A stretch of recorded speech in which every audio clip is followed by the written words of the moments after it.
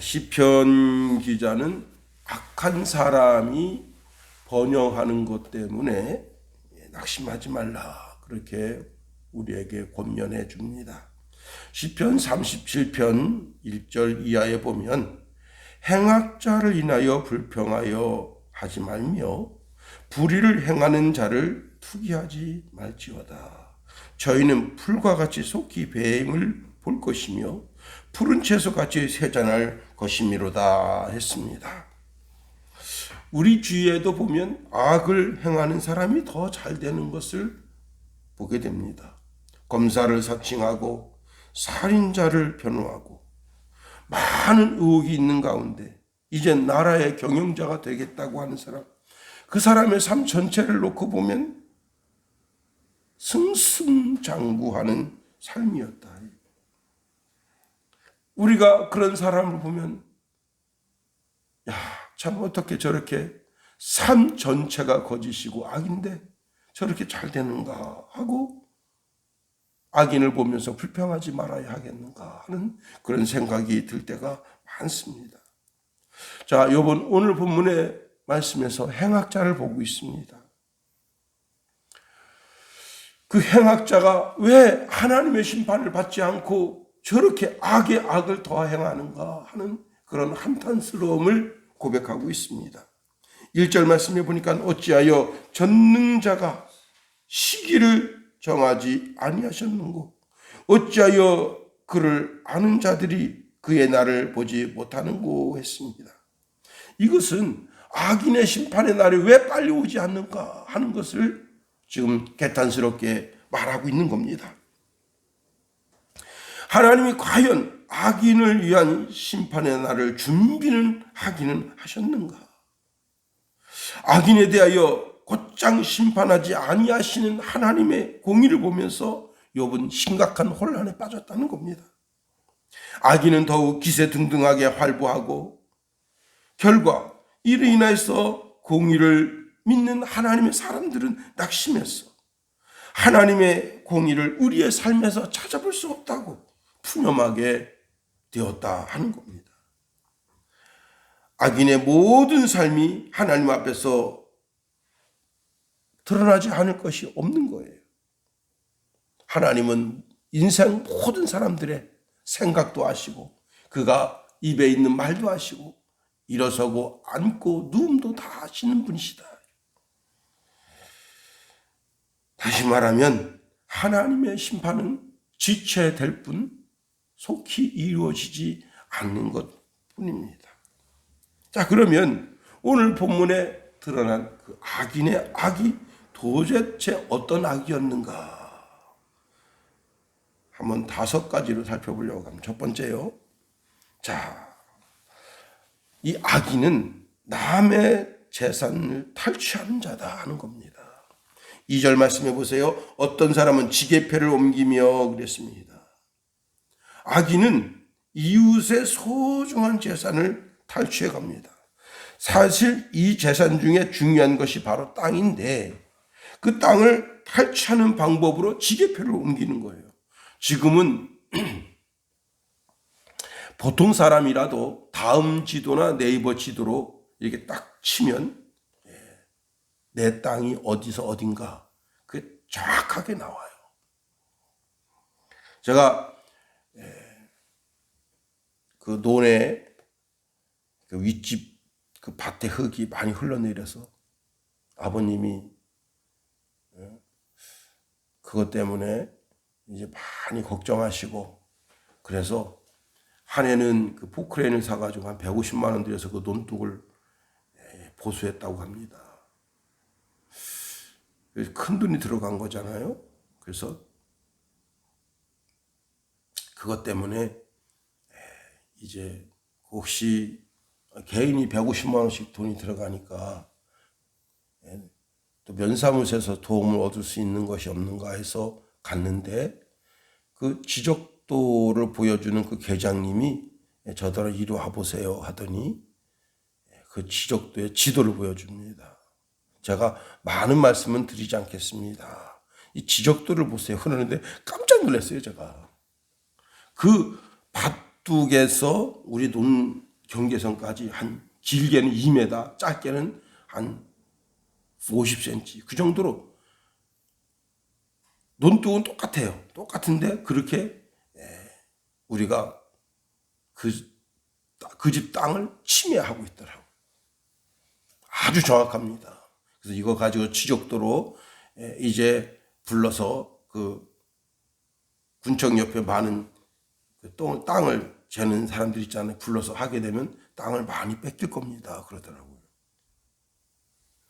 그래서 그냥 이웃끼리 그냥 좋게 지내세요. 예. 그런데 옛날에는 지게표라는 게 없어요. 그냥 저기 돌덩어리 저게 말이야 당신 땅과 우리 땅의 경계석이야.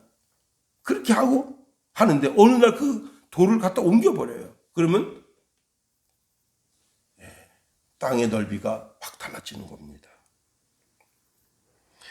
어떤 사람은 산에 지게표를 옮겨버려요. 오늘날처럼 국가에서 정확하게 지게표를 땅에다 박은 것이 아니기 때문에 그렇게 해서 그 땅을 빼앗아 버립니다. 땅을 빼앗는다고 하는 것은 삶의 터전이 사라졌다는 거예요. 부자들이, 악을 행하는 자들이 그렇게 다른 사람들의 토지를 부당하게 빼앗는다. 두 번째로 이 악인들의 악이 무엇이냐? 공의를 빌미로 다른 사람들의 개인적 소유를 빼앗는다 하는 겁니다. 2절 하반절 말씀 보세요. 양떼를 빼앗아 가며 고아의 나귀를 몰아가며 과부의 소를 볼모 잡았다 했습니다. 이 부자들이 공의를 핑계로 삼으면서 양과 낙이나 소를 몰아가거나 볼모를 잡는다 하는 겁니다. 자, 부모가 다 죽고 혼자 사는 고아, 그에게 남아있는 나귀, 또 고아에게 돈 될 만한 그 어떤 것, 그 무엇이라도 이런저런 구실을 대가면서 그 재산을 갈취해 간다. 결국은 양이나 낙이나 소를 다 빼앗기게 되는 거예요. 가난한 사람은 어딜 가도 하소연할 데가 없어. 사실 과부에게 있어서 소는 살미천이에요. 이 과부는 이 소가 자기 재산의 전부예요. 그런데 그 전에 얼마 돈 빌려온 것에 대한 그 돈을 못 갚았다고 해서 이것을 강제로 끌고 가면서 그 어느 때까지 돈 못 갚으면 이 소는 내 소가 되는 것이니 그런 줄 알라 하고 그 소를 끌고 가서 결국은 자기 소를 만들어 버립니다. 이런 악을 행하는 사람들은 고아가 하나님 아버지가 고아의 아버지시고 과부의 재판장이 하나님이신 것을 모르는 사람들이다. 시편 68편 5절에 보니까 그 거룩한 저수에 계신 하나님은 고아의 아버지이시며 과부의 재판장이시라 했습니다. 세 번째로 이 사람들의 이 악이 어떤 악인가? 4절 말씀 보세요. 가난한 자를 길에서 몰아내나니 세상에서 학대받는 자가 다 스스로 숨는구나 그랬습니다. 여기 길에서 몰아낸다, 다 스스로 숨는다. 자, 의인들이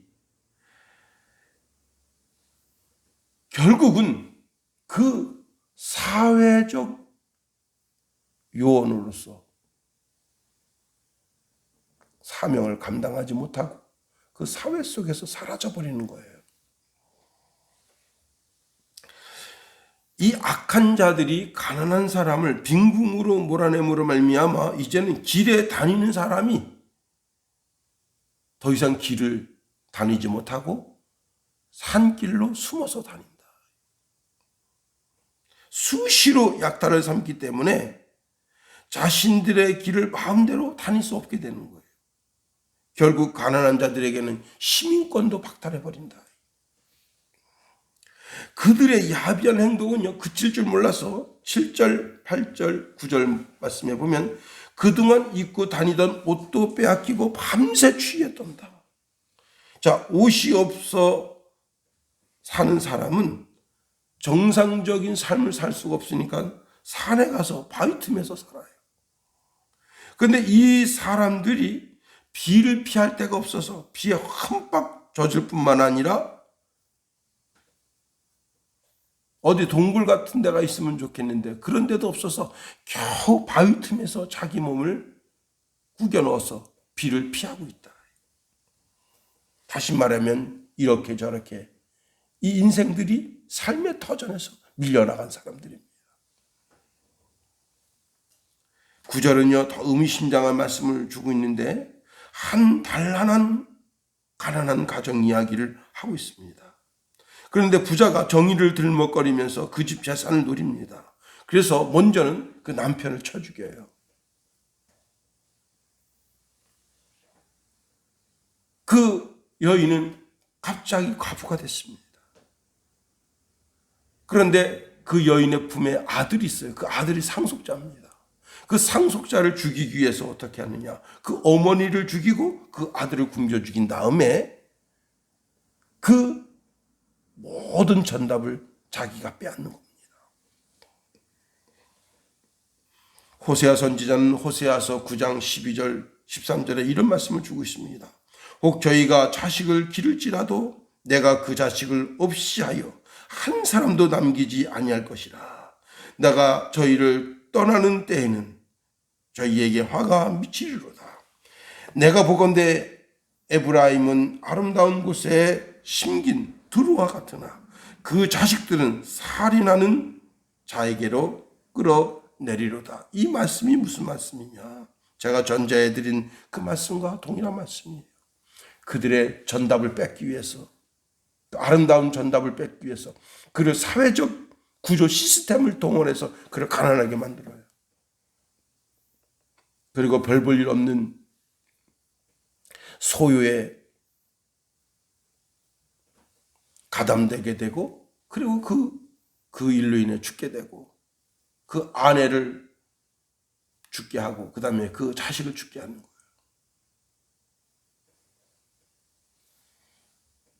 아합이 자기 성 주위에 있던 포도원을 뺏으려고 그 아내 이세벨이 악한 꾀를 내서 결국은 나보세요 포도원을 뺏는 것과 같은 그런 짓을 계속해서 저지르는 거예요.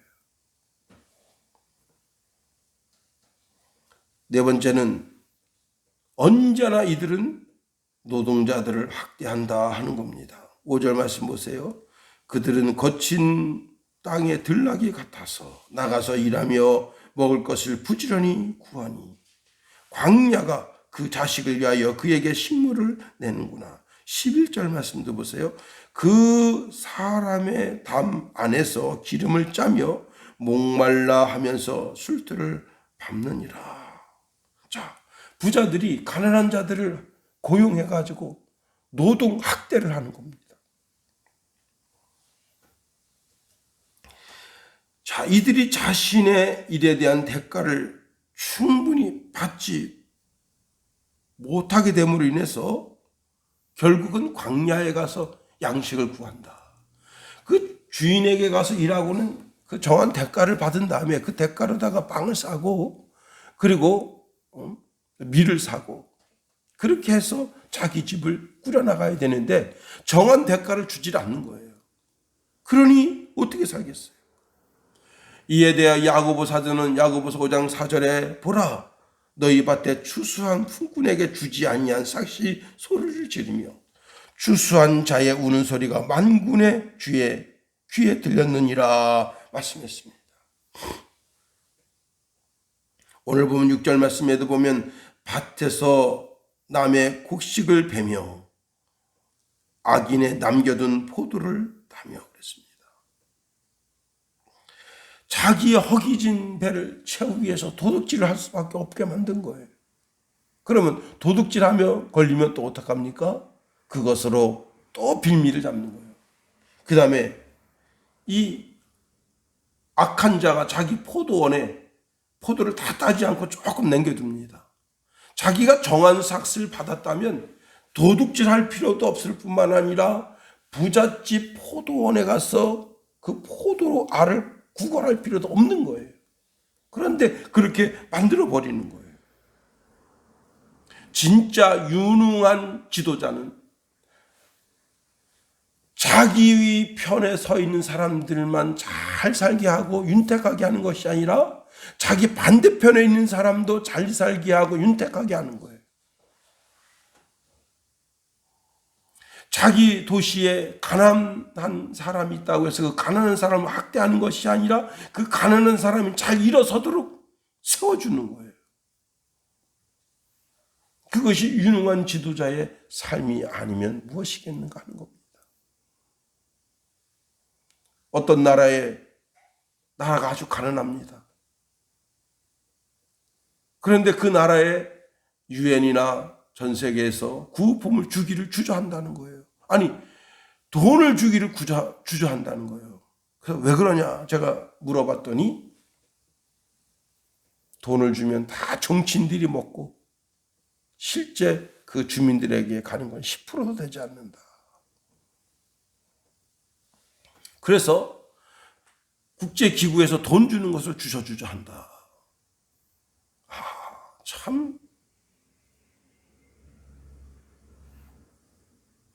정치인들이 자기가 솔선수범해서 정치적 구조 시스템을 통해서 국민들 잘 사는 방향으로 나아가야죠.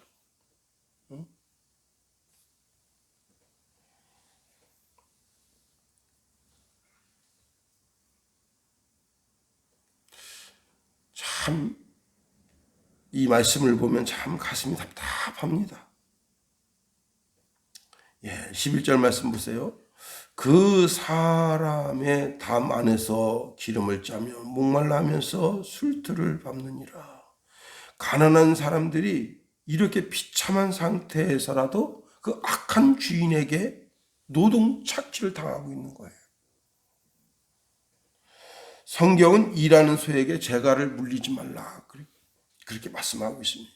이것은 그 진승을 보호하기 위해서 주신 말씀이 아니라 그 일을 하고 있는 종, 노인, 노동자, 품팔이 하는 사람들에게 주시는 말씀이에요. 누가복음 15장에 보면 그 집 나간 둘째 아들이 돼지치기가 됐는데 그 돼지들이 뭘 먹는가 하면 쥐염 열매를 먹어요. 근데 쥐염 열매를 주는 것도 없었다 했어요. 혹 그 쥐염 열매를 먹다가 걸리면 주인에게 등짝을 후두겨 맞는다. 그런 형편과 처지가 되면 어떻게 일을 하겠어요? 삭슨받지 못하고 노동은 강도는 세지고. 다섯 번째로 부자들의 이 악행이 도시에서만 횡행하는 것이 아니라 시골 전체에서도 횡행한다. 12절 말씀 보세요. 인구 많은 성 중에서 사람들이 신음하며 상한 자가 부르짖으나 하나님이 그 불의를 보지 아니하시느니라 했습니다. 도시에 가난한 사람들이 신음합니다.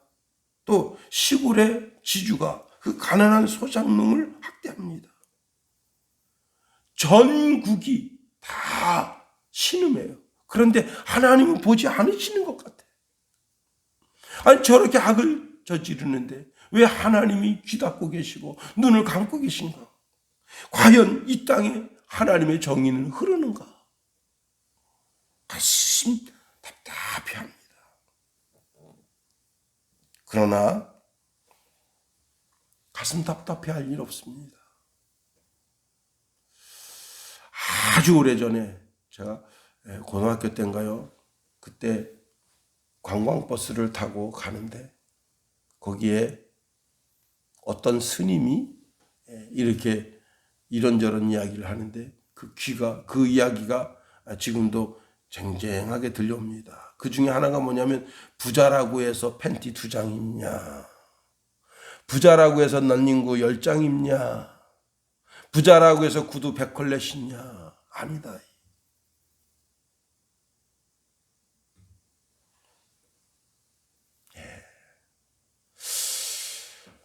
오늘 이 시대에 우리를 하나님의 백성 삼으시고 이 시대 속에 빛과 소금으로 살아가라 하는 것은 혹 내 주변, 내 주위에 이렇게 어려움 당하는 그 이웃들을 찾아가서 그들에게 손을 내밀라는 거예요. 그 손은 내 손이 아니라 하나님의 손이라.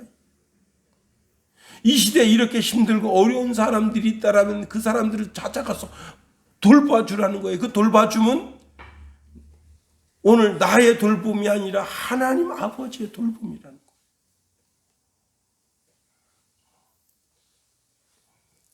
선배 목사님 교회에 쌀떡이 있습니다. 제법 쌀떡이 커요.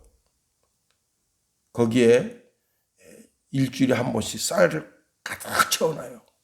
성미를 받는 것이 아니라 성미를 나눠줍니다. 도시 한복판에 있어요. 그런데 한 번은 그 교회를 갔더니 그 목사님이 부목사님과 함께 쌀떡에다 쌀을 붓고 계시더라고요. 목사님 뭐 하십니까? 그랬더니 예, 우리는 성미를 나눠줍니다. 와, 근데요 한 중간쯤 정도까지 쌀이 없어진 거예요. 그래서 내가 아니 이 쌀을 퍼가긴 분이 많습니까? 그랬더니 많죠. 이것 보세요. 이만큼이면 5포대 정도 없어진 겁니다. 예. 참